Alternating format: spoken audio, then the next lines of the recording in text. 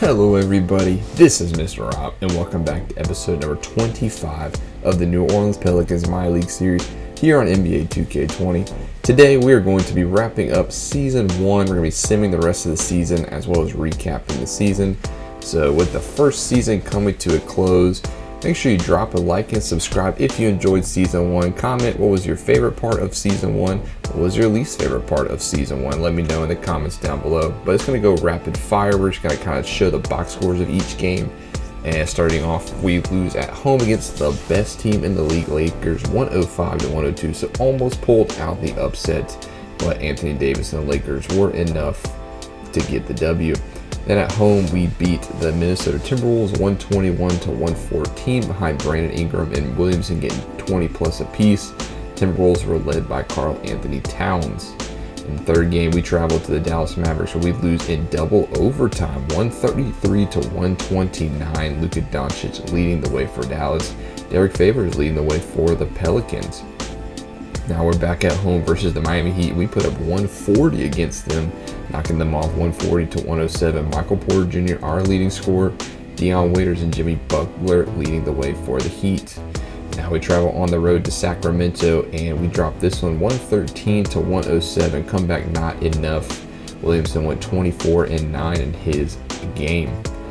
Next, we travel on the road still to play the Utah Jazz. We lose this one 117-106. So continuing dropping games. Donovan Mitchell was too much to handle. Despite Zion's 33-13 line, we lose that one. And next up, we lose to the Los Angeles Clippers. I forgot to show the box score, but we dropped that one 131-119. And then we're back at home to play the Atlanta Hawks, and we win this one 127-103. Trae Young put 33 up for the Hawks, but this is where the Pelicans really start to turn it around this season, if you consider that a good or bad thing. But we do drop the next one to the San Antonio Spurs 102-91. And in our next game, we travel to Memphis, who we've come to know and love this season. We beat them 116-109. Jrue Holiday led the way, but Porter Ingram also had 20 plus points as well as Zion. Then we travel at home, get a little bit, no, actually we don't get some revenge on the Kings. They beat us 121-111. Buddy Hield 32 points for the purple and black. And then we travel at home against the Grizzlies for the last time. We knocked them off 109-88. Zion Williamson 24 points, 10 rebounds. Ja Morant 25 points, both top picks going head to head. Stay at home and we destroy the New York Knicks 144-40 bomb in the fourth quarter. Knicks had 95 points. Bobby Portis led the way for them. Travel on the road against Orlando Magic. We knock off the Magic, who are a playoff team, 111-108. Almost blow it in the fourth quarter. Zion Williamson continuing to put up numbers for us later in the season. Then we travel to play Atlanta, and we drop another one to Atlanta, 121-107. Trae Young led the way this time with 31. Jrue Holiday had 22 for the Pelicans. JJ Redick also contributed 20. Play at the Wizards. We knock off the Wizards 135-133. Wizards the worst team in the league. They're still without John Wall, but Bradley Beal led the way for them. Jrue Holiday 37-point game for him. Then we travel to San Antonio and continue our winning ways, winning 111-102. DeMar DeRozan had 30 points for them. Nobody had 20 for us, but JJ Redick and Zion both had 19 apiece. Back at home, we play the Charlotte Hornets and win 103-89. Hornets recently fired Coach James Borrego, and they're struggling down the stretch. Terry Rozier was their leading scorer. Still at home, we play the Phoenix Suns, win 123-90, so continuing to win late in the season. I mean, that's a good thing and a bad thing, depends on how you look at it. And then still at home, we knock off the best team in the East, the Philadelphia 76ers, 105-104. Zion Williamson led the charge. Joel Embiid did have 25 for the Sixers. Still at home, we lose to the Wizards 112-109, so they get a little bit of revenge. John Wall back in the lineup, and him and Bradley Beal combined for 48 in this outing. And then last game, we beat the San Antonio Spurs. Unfortunately, when you send the season, the last game, it doesn't show you the box score, so we do knock off the Spurs 120-114, and we finished 33-49. That's the exact same record the Pelicans finished with last year. So no ups, no downs. Kind of hurt our draft stock late in the season, but nonetheless, 33-49 is respectable. The Lakers led the Western Conference, and they officially broke the record for best winning percentage, best win-loss record, 77-5. I cannot imagine somebody beating them 4 times in a series because they only lost 5 times all year. But the 76ers lead the way in the East. Now time for awards, starting off with the MVP award. LeBron James wins his 5th career MVP award. Add that to the mantle. Ja Morant did pull off Rookie of the Year thanks to Zion not having enough games. 6th Man of the Year goes to Dennis Schroeder, who came over from the Hawks. Giannis wins Defensive Player of the Year, so he does get a trophy, not another MVP award. Most Improved goes to the former Celtic Terry Rozier, now that he's starting in Charlotte. And then we're going to Coach of the Year, Frank Vogel, none other than the guy who led the Lakers to an all-time NBA best 77-5 record. Now it's time to look at the All-NBA team, or for the guards, it's going to be Steph Curry, James Harden. Forwards, MVP LeBron James and Giannis Antetokounmpo. And the Lakers get a second All-NBA first team with the former Pelican Anthony Davis. Second team, D'Angelo Russell and Russell Westbrook make up the guards. Forwards, Kawhi Leonard, Luka Doncic got second team, good for him. And then Nikolai Jokic at the center. Third team is going to be Chris Paul out in OKC, followed by the injured Damian Lillard. Paul George, Jimmy Butler are the forwards, and Karl Anthony Towns is your senior. For the defensive first team, guards are Eric Bledsoe, Chris Paul, Giannis Antetokounmpo, Kawhi Leonard, and of course Rudy Gobert at the center position. For the second team, it is Jrue Holiday got a guard second team spot, so good for him. Marcus Smart is the other one. Draymond Green, Paul George, all your forwards, and then Andre Drummond of the Pistons is your center.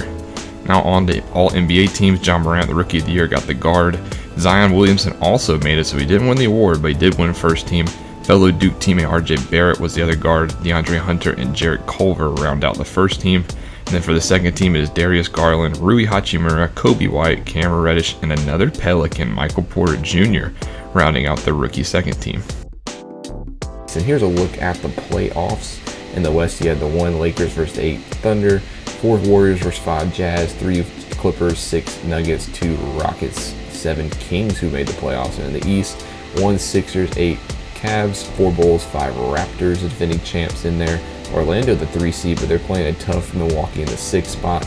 And then Detroit got the 2, and they're facing a tough 7th Celtics. So a lot of interesting matchups. We'll see those in the next episode, but we're going to go through the team stats, look at every player on our team, see how they did, kind of evaluate their positioning. Starting off with Jrue Holiday.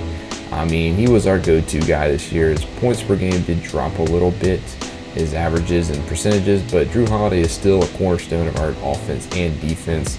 Very reliable when need be. He's under contract for next year, so Jrue Holiday will be a cornerstone and obviously a starting shooting guard. He played a lot of starting point guard, but we hope to transition him to the shooting guard position. More on that in a minute. Zion Williamson, I mean, what is there not to say about Zion Williamson? 21.5 points per game average in his rookie season, Obviously a cornerstone to build on in the future. Cannot wait to see what he has to do. In the next one, if he wouldn't have missed all those games, he would have won Rookie of the Year. Next up, Brandon Ingram, very interesting position, probably the guy to keep an eye on the most in this offseason. He averaged 13.8 points per game. He did see his minutes get cut into, but his percentages did increase, especially his 3-point. So somebody to keep an eye on. He is a restricted free agent, so we can bring him back. Question is, will he be on the team? JJ Redick, another guy who has to answer that question, will he be on the team? He will be turning 36. There is a chance he retires in the offseason, and he kind of showed me up later in the season. I kind of called out JJ Redick and his ability to still play in guard, but he definitely increased his 3-point percentage still, so JJ Redick's still a valuable piece on the team. It's just whether or not he retires in the offseason. Next up, Derek Favors, another guy down the stretch who really had a lot of good games. We saw him have phenomenal games down the stretch. Turned into a reliable center. The plan was for Jackson Hayes to be the center next year, but he didn't perform that well this season. I would like to bring back Derek Favors. He will be a free agent. It just depends if he's willing to come back to New Orleans, especially with his career winding down. Will he be ring chasing? We'll have to find out for that one. And that brings us to Lonzo Ball. I could talk a day about Lonzo Ball, but regardless, I mean, he just did not put up the offensive numbers. I want him to be the starting point guard. I just don't know if he can be that. I want to address the point guard position in the offseason, bring a young guy in, maybe trade Lonzo, maybe he'll be a backup. I just don't know. He's only 22, so it's so hard to give up on him, but he was probably the guy I just throw my hands up for this season. Michael Porter Jr., the guy we traded for in the season from the Nuggets. 21 years of age still, 78 overall, average 12.2 points per game. That small forward position is going to be very interesting to watch next year and to see how it shapes up. See what happens with Porter and Brandon Ingram in the coming off season. That brings us to Jrue Holiday, a guy who played a lot of backup center for us. Has awesome offensive numbers. He did average 10 points per game off the bench. But, I mean, he said he doesn't like to be here in New Orleans. And we have Jackson Hayes. So I don't really see Jrue Holiday being on the team come the next season. That's going to bring us to Josh Hart, the backup shooting guard off the bench. He did not really average a lot of points per game. Very low. I think it was about 5 points per game, 4.3 points per game. His minutes did decrease a lot. And he will be back. He is 25 going on 26. So he will be the backup shooting guard on the team for next year. Next up, E'Twaun Moore, 31 pushing 32. He will be a free agent. He can knock down the 3 ball. Other than that, he did decrease a lot this year. He is a free agent, maybe brought back on a cheaper 1-year deal again, who knows. But E'Twaun Moore, okay for us. And then Jackson Hayes, guy who I thought was going to do a lot better this season, only averaged 3.8 points per game. His percentages were just abysmal. I guess he just didn't do good in the sim games. I thought he played really well in the games that we played. But nonetheless, Jackson Hayes, maybe the backup center for next year. Then we have the couple guys who just kind of played, especially down the stretch when JJ Redick needed an off day. Kendrick Williams, don't know if he'll be back on the team. Same thing with Frank Jackson. He is 21, so he has a better chance than Williams, but I'm not sure if we're going to see Jackson with the Pelicans next year. And then lastly, it brings us to Nickeil Alexander-Walker. He only played 3 games for us this past year. He was a rookie out of Virginia Tech, 17th overall pick, and I want to see him increase his role on the team, especially being young. We'll have to see what happens with Nickeil Alexander-Walker, so we'll be adding a guard at least. There's a couple G League guys, Zylan Cheatham, Josh Gray. They mostly spend their season in the G League. And then there's Darius Miller, who missed all of the season with an injury. He has a big cap hit with $7 million, and he is 30 years old. I just don't know how he's not going to contribute to the team, so I might just have to eat that $7 million, which kind of sucks. Here's a look at the salary cap for next year. Jrue Holiday will be our top earner. As you see, we have $23.22 million in salary cap room. That's enough to go out there and grab somebody, but we do have a couple of free agents, especially Brandon Ingram. He's going to be the big money target that we're going to have to probably dish out a lot of dough if we want to bring back. But Favors also a free agent, E'Twaun Moore, Jrue Holiday. Those are the 4 to look at for us in the off season. And then lastly, we're going to look, well, actually not lastly, we're going to take a look at the head coach, Barney Rowe. I thought he did a very solid job down the stretch. I don't know if I want to go into the season with him as the head coach. However, maybe as an assistant coach, but I don't want him to feel insulted to go back to an assistant coach position. There's a couple of interesting options. Scott Brooks, a former Wizards head coach, who I think got a bad rep, even though the Wizards were so bad this year. James Borrega, the guy who got fired by the Hornets, I don't think he'll be a target for us. Just too inexperienced and not a high potential. Lucas, I like that name, but I don't think we'll after him. But there's just a couple of guys out there. Alvin Gentry, obviously he's a free agent coach, but definitely not coming back. So it'll be interesting to see what happens with the coaching position. James Borrega, he got fired on March 24th, so he is an option as well. And take a look at the team stats to wrap it up. We averaged 107.7 points per game. That was 27th in the league, so we're not very good offensively. Defensively, we're pretty solid. 111.9 points allowed per game. That's actually 8th because 2K has the numbers backwards for that one. Point differential, we were 24th at a negative 4.3 differential. Field goal percentage, we were really down 46%. I think that was about 18th. No, 15th, so we're actually league average in terms of field goal percentage. 3-pointers, we were way down, almost 32%. That's 27th. So we have a lot to work on in the offseason. But next episode, I'll be kind of going through the playoffs before ending with the finals. Let me know what you guys thought of this season. I liked it. There's a lot of things I wish I could have done better, especially finding a slider set that worked for me. But let me know what you guys thought of the season down below. Don't forget to like and subscribe. This is Mr. Rob, and I'm saying class is dismissed.